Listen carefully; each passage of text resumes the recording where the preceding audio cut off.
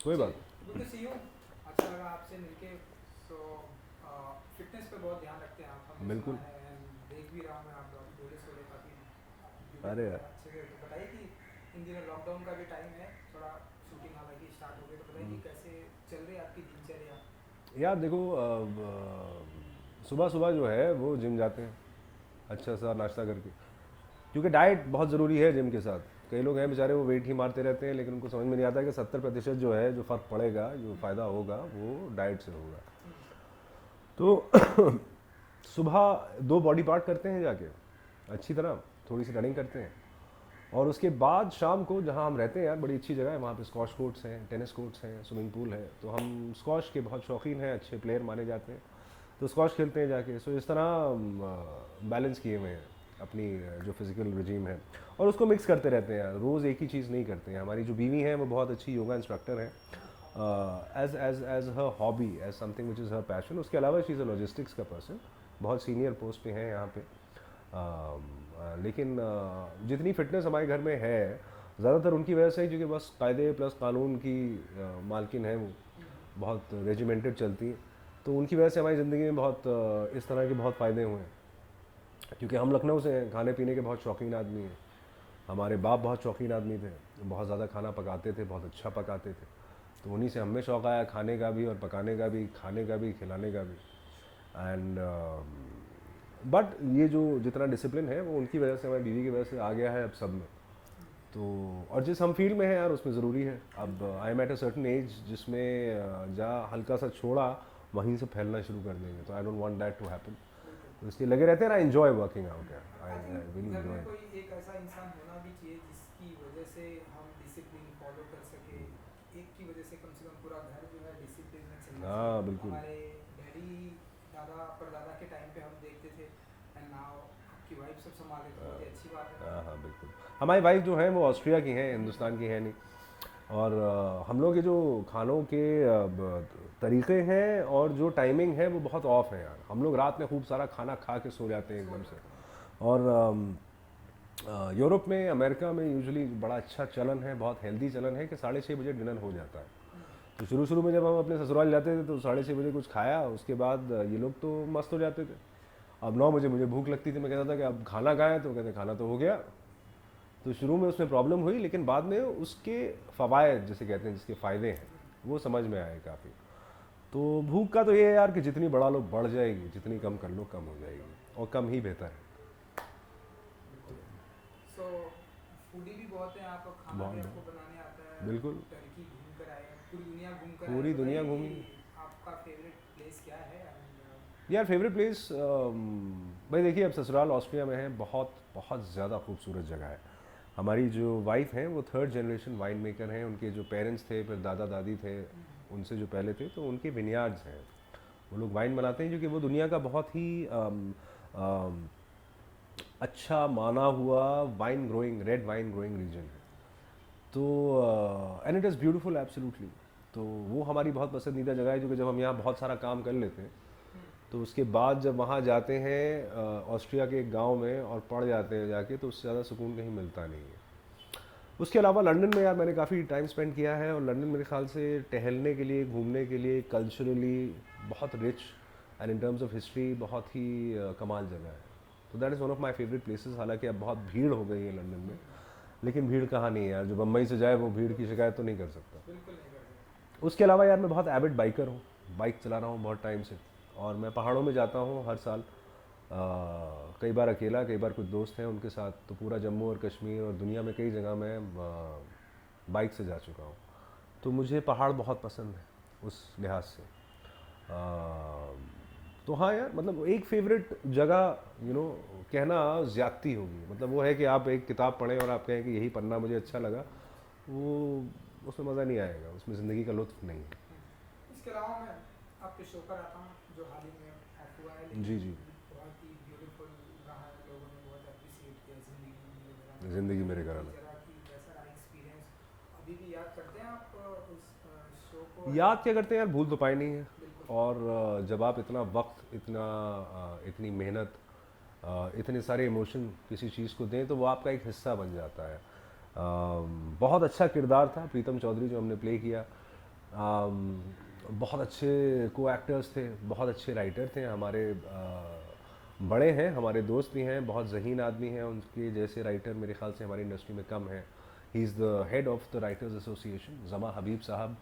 तो मैंने टीवी यार उस वक्त मैं 2 फिल्में करके निकला था, और आज का जो ओटीटी का चलन है और अच्छी कहानियाँ कहीं जा रही हैं, तो मेरा रुझान उस वक्त ये था कि मैं वही करूँगा। लेकिन जैसे ही मुझे पता चला कि जमा साहब का लिखा हुआ शो है, उन्हीं का प्रोडक्शन हाउस है सागो का, तो I don't want to let go of that. और मुझे बहुत मज़ा आया, बहुत ज़्यादा मज़ा आया। बहुत अच्छा कैनवस दिया उन्होंने, उसमें एक्शन भी था, ड्रामा भी था, उसमें गाने भी थे, उसमें डांस भी थे, सब कुछ था for a character to be able to do. और अब कोई शो चले ना चले, वो जो हमारा एक टीआरपी का सिस्टम है जिससे सब तंग आ चुके हैं, किसी की समझ में नहीं आता, किसी को ठीक नहीं लगता, लेकिन वो है, तो उसका कुछ किया नहीं जा सकता। और as an actor there is only so much you can do. तो आप अटैच हो अपनी क्राफ्ट से, लेकिन वो जो बिज़नेस साइड है उससे हमारा कोई सरोकार है नहीं यार। तो जितना काम किया उसमें बहुत मज़ा आया, बहुत ज़्यादा, और बहुत ज़्यादा अप्रिसिएशन मिला उसकी वजह से, बहुत ज़्यादा, from people in the industry, from the relatives, from friends, from को एक्टर्स, फ्रॉम हमारा इंस्टाग्राम जो है और फेसबुक जो है, तो मतलब इस तरह के मैसेजेस आते हैं कि आपको लगता है कहीं ना कहीं आपने ठीक किया, आपकी मेहनत स्वार्थ हो गई। बिल्कुल। इसके अलावा अगर इन दिनों में बात करूँ, टाइम थोड़ा चेंज हो रहा है, लोग ओटीटी पर आ रहे हैं, म्यूजिक वीडियो का टाइम है, हम्म। अपकमिंग क्या कुछ देखेंगे, कौन से प्लेटफॉर्म पर हम देखेंगे आप, यार या क्या कुछ प्लानिंग चल रही है? भाई प्लानिंग का ये है कि तो हमने प्लेस भी लिखे हैं यार, हमारे लिखे हुए प्ले जो हैं वो परफॉर्म भी हुए हैं, हमने खुद किए हैं। तो जब से ये लॉकडाउन हुआ है तब से जितनी लाइव परफॉर्मेंसेस होती थी उनमें कहीं ना कहीं एक रोक आ गई थी। तो मैं ये चाह रहा हूँ कि वो ज़रा एक बार फिर से शुरू हो। उसके अलावा ये है कि ओटीटी से भी फ़ोन आ रहे हैं, टेलीविज़न से भी, अभी अभी टेलीविज़न से बाहर आए हैं, तो सब वो शो देख रहे थे इंडस्ट्री वाले, तो उनको पता चला है कि ये अभी अभी फ्री हुए हैं। तो उस लिहाज से, और ऊपर वाले का करम है, बहुत सारे लोग फ़ोन कर रहे हैं कि भाई ये वाला शो है, ये है, ये है, ये।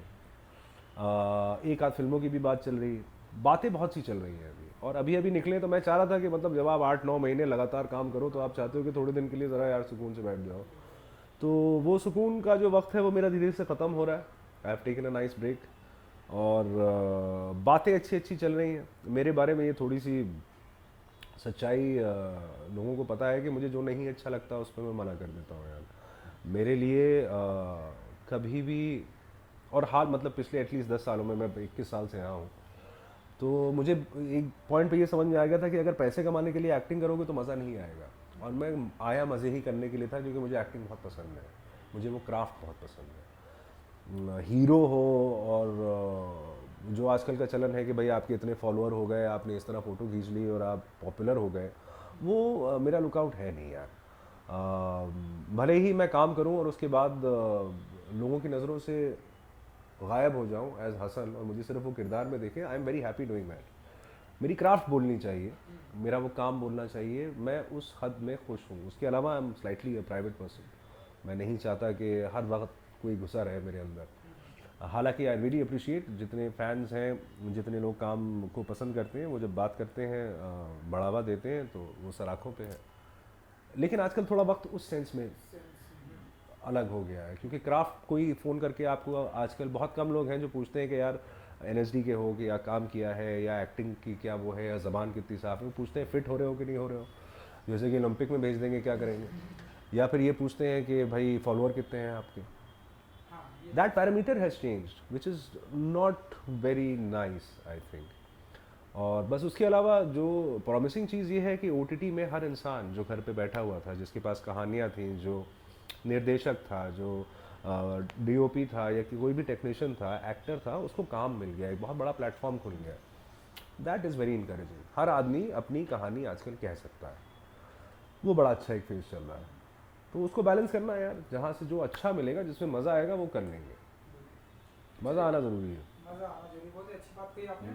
जाते आते ऑडियंस के लिए कुछ कहना चाहेंगे आप, कि आप वो आपका बेसब्री से इंतजार तो कर ही रहे हैं कि आप उस किस अंदाज में, किस रूप में, हम्म। अवतार में दिखाई देंगे, कुछ ऑडियंस को कुछ कहेंगे?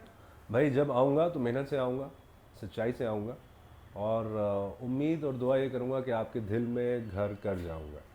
उसके अलावा ये है कि बड़े मुश्किल वक्त से पिछले 2 ढाई साल से पूरी दुनिया, हमारा मुल्क, हमारे पड़ोसी, हमारे रिश्तेदार गुजरे हैं। तो उस सब को मद्देनज़र रखते हुए हिम्मत मत हारिएगा। इंसान की रेजिलियंस, इंसान की जो ताकत है वो उसके आगे बढ़ने में है, हर लिहाज से जीत जाने में है। तो उसको बस ध्यान में रखिएगा। ज़िंदगी हसीन है, खूबसूरत है, आगे बढ़ते रहिए और एक दूसरे का साथ दीजिए। किराए माफ़ कर दीजिए, कर्ज़े माफ़ कर दीजिए, एक दूसरे का साथ लेके आगे चलिए, सब अच्छा होगा। आदाब। Thank you so much. Most welcome. Good luck. Thank you. ये एक छोटा हो गया होगा। दूसरा कर आपने तीसरा कर लेते, दो तो हो गए। दो नहीं अभी। अच्छा आपने दो अलग अलग दो किया। इंटरव्यूज आ रहा है। चलो बढ़िया। फिर आपको शर्ट चेंज करना है? You guys, I just carry options. मैं तो ठीक लग रहा है। ठीक है। डिपेंड करता है कितने इंटरव्यूज हैं देना उसमें से। Where can I have a cigarette? I can ask for.